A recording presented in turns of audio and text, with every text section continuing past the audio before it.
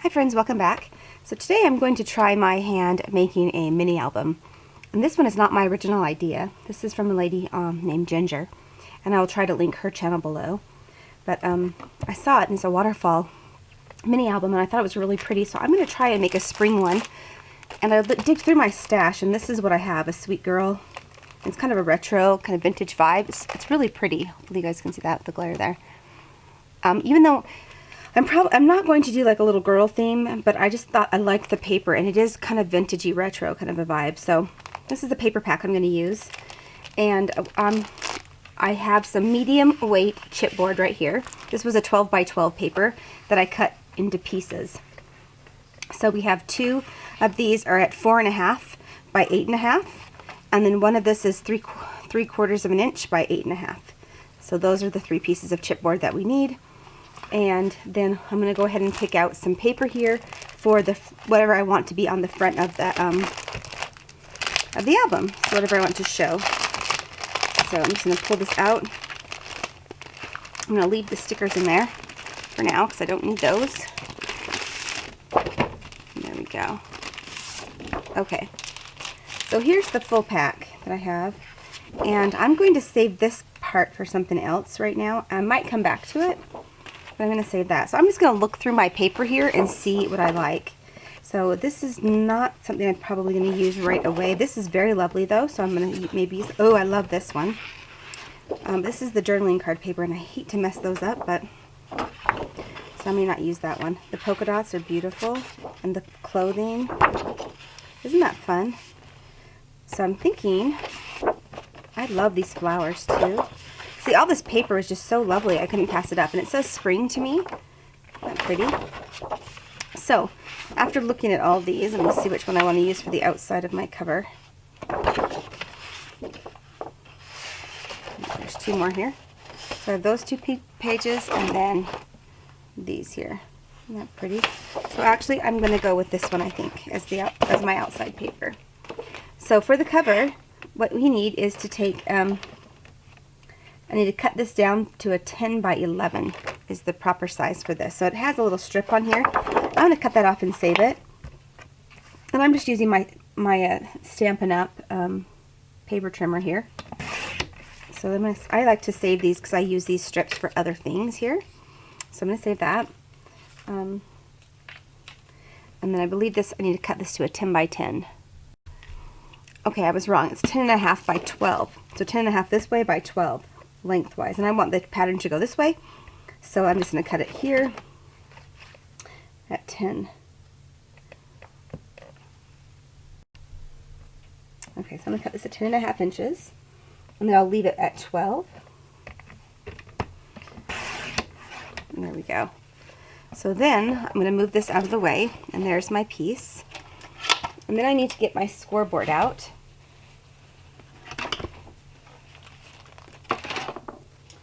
And I've set all my supplies here, so hopefully I can grab them quickly and do this as I go.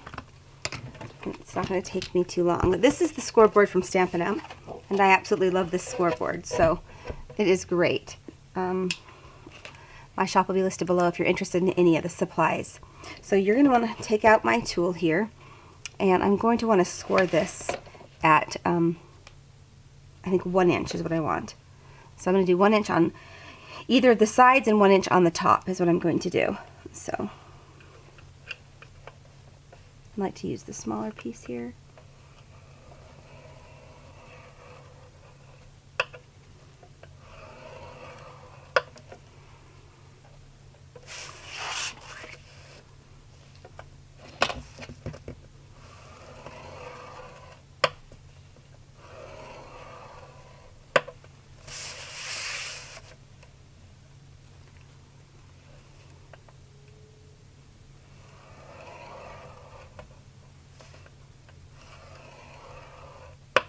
Okay, so that is it for the moment. So I'm going to move my scoreboard and put it there, and I'll come back to it.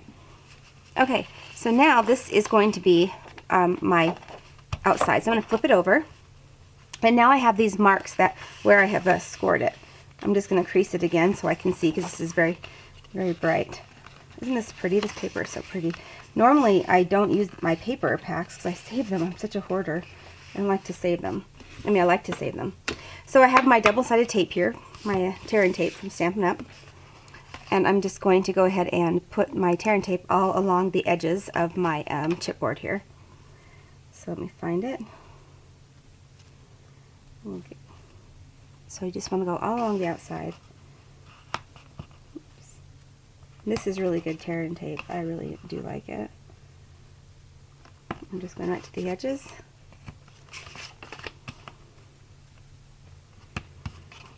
And you can just go off of it as well like this and tear it. And you're going to need a couple of different kinds of adhesive. You're going to need this tearing tape, your ATG gun or your snail adhesive, and then also some liquid adhesive. However you want to do it. This would work with any kind of adhesive. This just adheres quickly. I like to have a combination of both. So there we go. And so, to get these up, you want to make sure you brownish these pretty good. I'm going to set it aside and do the next one. And I'm going to be doing this video in a couple of different sets because I don't want it to take, otherwise we'll be here for 2 hours. So I'll be releasing this in probably 3 parts. So,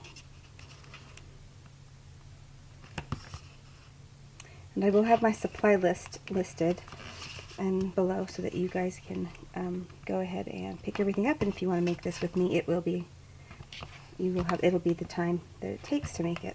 It'll be original time. What I'm trying to say. And again, I'm going to brownish these. That helps the tape to adhere, and so that it also peels off. The back side of it peels off very easily. Okay, and then I'm just going to do my last one here. And this is my spine.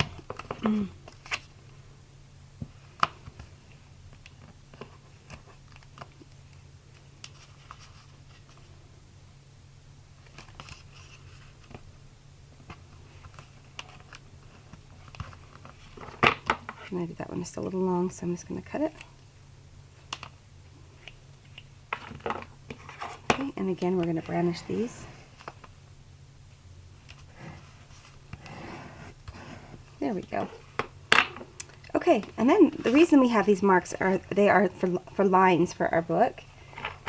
So I'm going to go ahead and peel.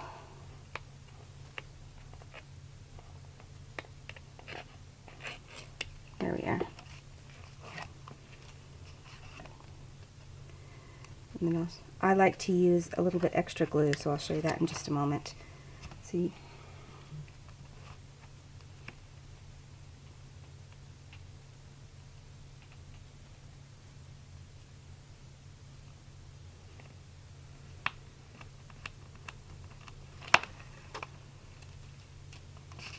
There we go.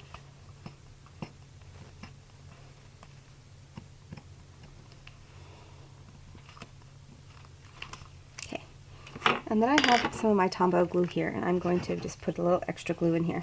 If I have to open up another one of these, I think I've used it all the way up. I have. Look at that. Let me throw this away.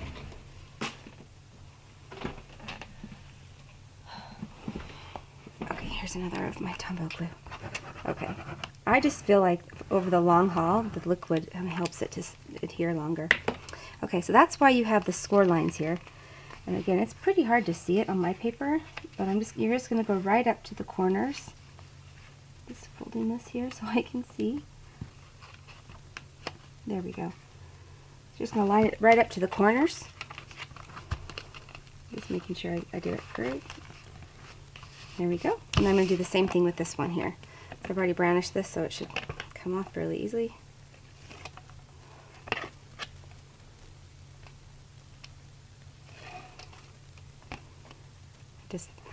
This isn't my original idea, like I said, but I just wanted to make it, and I thought maybe you guys would like to see it as well. But again, this is from Ginger, is the original designer. There we go. And then I'm going to put some glue in the middle. And I'm going to turn this around so I can see, because I think I messed up a little on that side. I did. So hopefully when you pick a paper that's a little bit easier to see. There we are.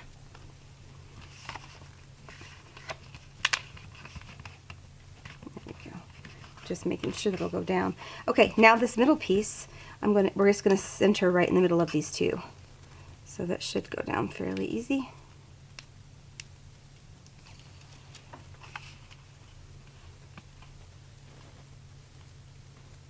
Just eyeballing it there between the two. You just want to make sure there's enough room so that when you fold it, it won't tear. Okay, and then I'm just going to take my bone folder here and just kind of adhere this really good. There we are. And then I am going to go ahead and just kind of give this a fold.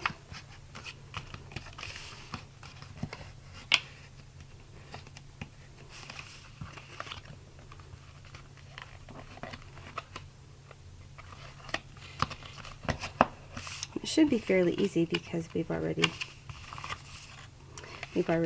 scored it. Just the bottom we have not, but that's okay. We'll do that in just a moment.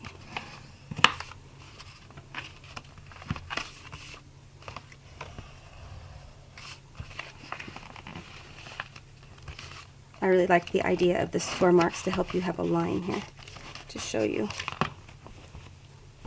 where to place the chipboard. I thought that was brilliant. Okay, so next we're going to miter the corners here. So I have my Tim Holtz ruler. This is really a really good ruler to have. I recommend it. So I'm going to go ahead and put this here and at the 4 mark. I'm just using the 4 in the center there.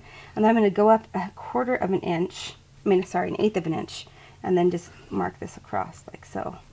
I'm going to do that on all of them. I'm just using that 4 there. Just any number would be fine as long as it reached across the whole thing. And then it has 1/8 of an inch mark there, so I'm just taking it up to that point.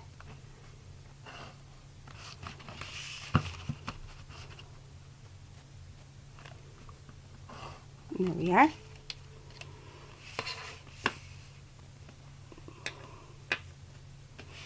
And then I'm going to go ahead and put my some more of this tear and tape before I miter the corners, before I cut them off, I mean. So I'm just going to go ahead and put this right across the bottom here. And I already did mess up. I don't know if you guys can see that, but I did mess up.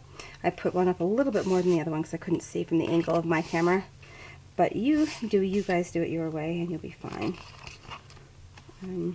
It's just with the camera in my way I couldn't see.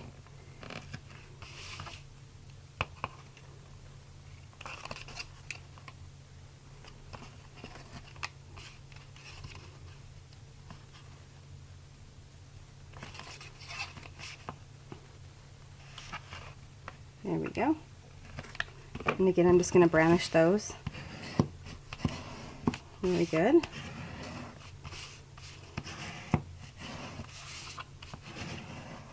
There we are. And then I'm going to go ahead and cut these so that we can fold it in and it won't be bulky.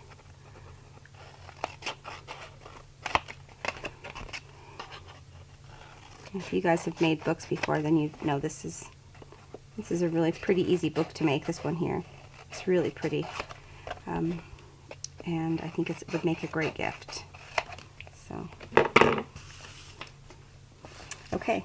And so now the best way to do this, I find, is to do the bottom and then the top. So I'm going to make sure this is folded a little better since since this is off. And sometimes I take out, I watch people on YouTube and sometimes they take out the mistakes, and I honestly think that we learn more from mistakes. So I like to leave them in, just so you guys can see we all make them, and it happens. So, okay, so I'm going to go ahead and take off the my tear and tape here. Hopefully I brandished it enough. There we go. So a tip for this that I feel too is that if you just do the bottom and the top at one time, so do one at a time, and then do the sides, I think it works a little easier for you. So it's my suggestion.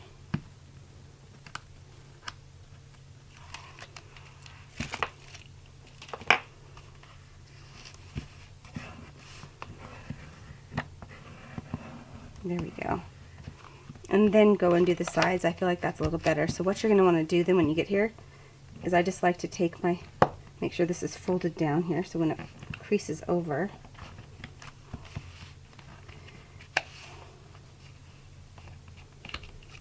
I'm going to mess that one up a little bit, but it's because my fold was off. Let's see if I can fix it.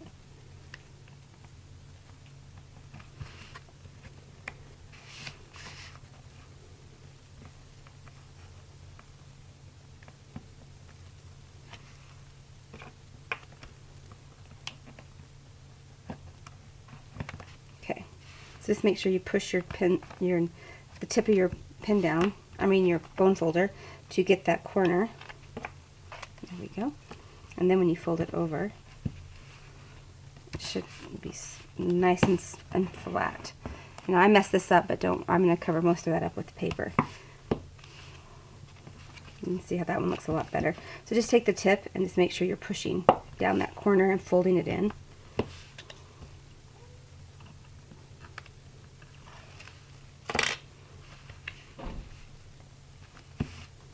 There, and you'll have a nice clean edge like so.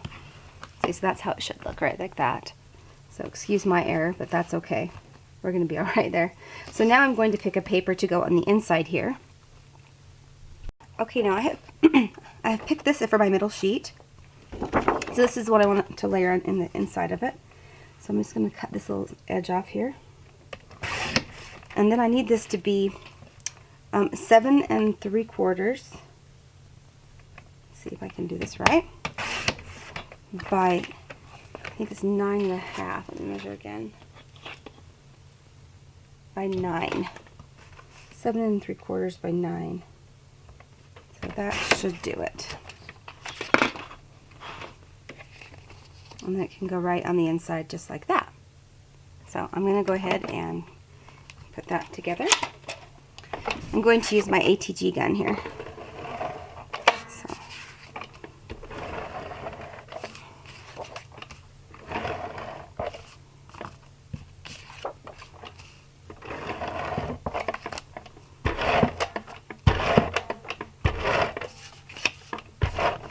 Whoops.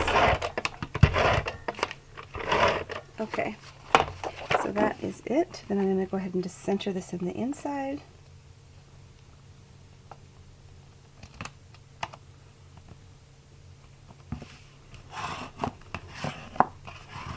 And there we go. That is all there is to it. And now we're going to go ahead and gently fold this. You should be able to kind of feel where it's going to go. And I'm just going to kind of bend it here and then bend it here and kind of help this all the way across. And I just want to take this up to a 45-degree angle. That's it. And then I'm going to do the same thing on the other side. I just kind of started a little bit. I can kind of feel where that is. I'm just going to bend it there, bend it here with my bone folder and kind of like score that and then help it up. There we go. So then it should, like so. Okay. And I'm going to go ahead and varnish this again just to make sure that the glue is going to hold everywhere. There we go. I think that that is pretty good. So, okay, so there is our binder of our book. Isn't that cute? So there is the outside. And then now we're going to do the next step. So I'm going to set this aside. That's really cute, ready to go. Okay, we are ready to do the inside here. This one is going to have a waterfall area here, waterfall card area here, and this side will have a pocket. So to do our waterfall side, that's what we're going to start with. I have some very vanilla here from Stampin' Up! Because I think it goes well with this. You can see how it kind of goes well with the paper that I'm using. Otherwise, you can use white. This is what I'm using here. And I'm going to grab out my Stampin' Trimmer again. And I need to cut this. Let me put my arm out. I need to cut this at 7 3/4. Wait, not 7 3/4. This needs to be, yeah, 7 3/4 by 4. So I need a 4-inch piece here. So I'm going to go this way. I'm going to do a 4-inch piece. And I'll do it this way, a 4-inch piece. So, right? Yeah, 4. And then this needs to be 7 3/4. And 3/4. Every time I say quarters, it reminds me of Harry Potter. 7.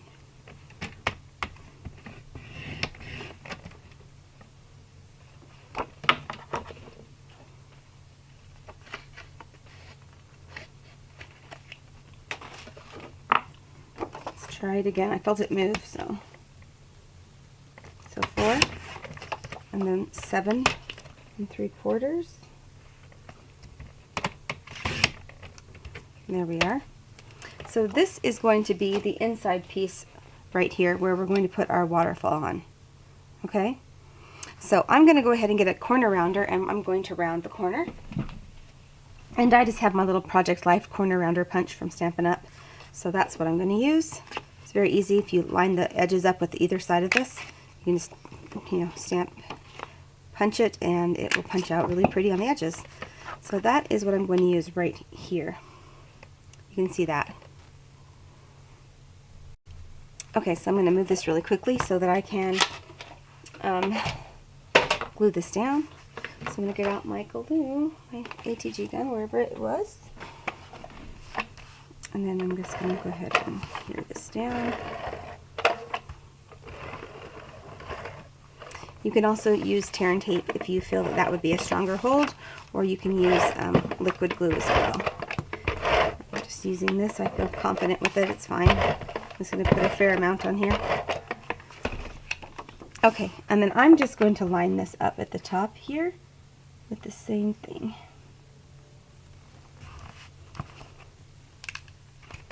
So you're just lining it up on the edge here where it folds. That's where you want it to line up. Okay, so that's done. I'm just using my folder here to kind of brownish that. Okay, so then the next step is going to be we're going to cut the waterfall pockets.